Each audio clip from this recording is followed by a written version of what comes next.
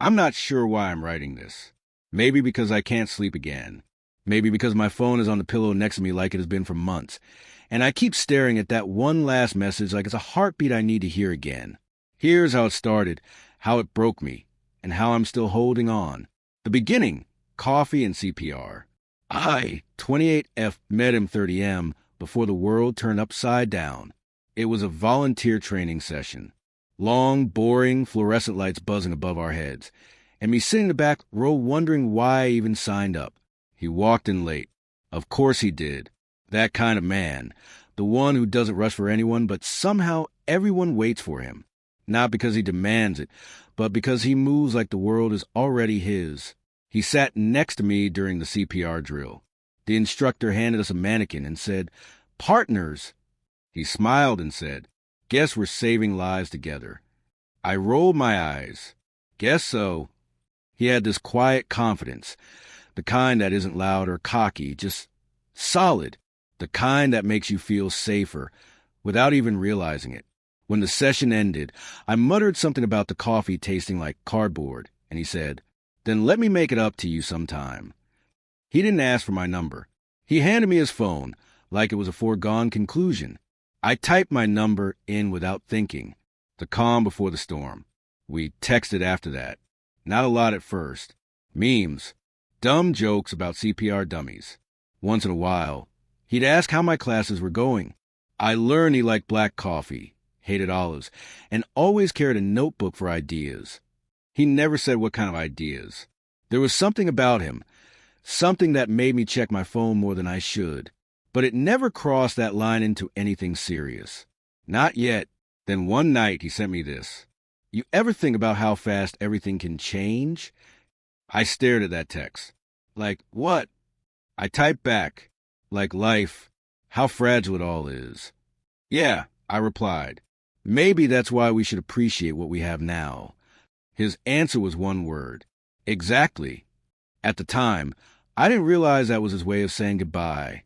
When the world fell apart, the day everything started, I was at the hospital doing rounds. Phones buzzing, TVs flashing red banners, people whispering words like mobilization and frontline. My first thought wasn't about him.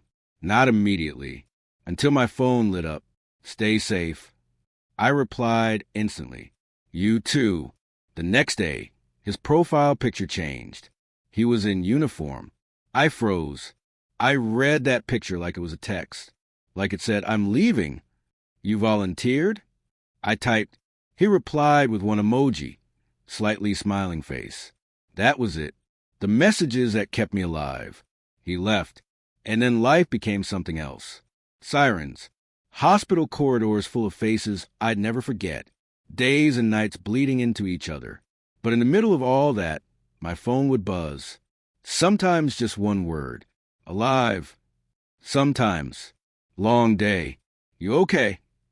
Sometimes a voice note. I saved every single one. His voice became my anchor. We made a ritual out of it. Whenever he could, he'd text me, "Still." And I'd reply, "Here, 2 words." That's all we needed. 2 words to say. "Still breathing. Still waiting." The first silence. 3 months in, he warned me. Might be out of touch for a while. Big move. "Be careful," I wrote. He sent me a voice note before disappearing. "Hey, don't worry. You'll get sick of me soon enough." Then he was gone. 1 day. 2. 5. Nothing. I checked my phone so much I thought I'd wear out the screen. Every time a siren wailed, every time someone came through our doors in pieces, I wondered if one of them was him. On the 6th night, at 2:14 a.m., my phone buzzed. A voice note. My hand shook so badly I almost dropped it. "Hey, sorry. Got a little busy. Still here. Always will be." I played it over and over until my tears ran dry. Hope, fear, repeat. That became our cycle. Weeks of brief messages. Then silence. Then his voice, like a ghost reminding me he wasn't one yet. Sometimes we joked. "When this is over, first round on me," he'd say. "Only if it's real coffee this time." I'd reply, "Deal." "Dessert too," he'd add. I started living for those lines. They were my oxygen. The photo. One day, he sent me a picture. Not of him, never of him, but of the horizon, the sun bleeding into the earth, turning everything gold. Under it, he wrote, "Someday we'll watch this together." I stared at that photo for an hour, saved it, printed it, taped it above my bed in the shelter. The second silence.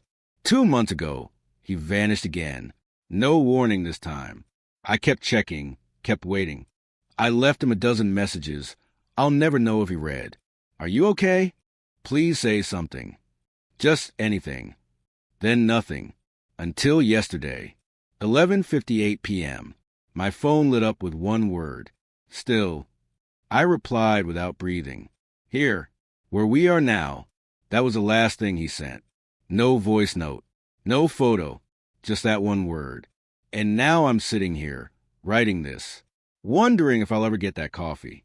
Wondering if I'll ever hear his laugh in person again. Wondering if he'll even come back at all. People talk about love like it's fireworks, like it's grand gestures and roses. But sometimes it's this. It's waiting in the dark for a single word.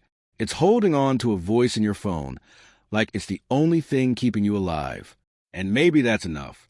For now, because when I close my eyes, I can still hear him saying, still here, always will be,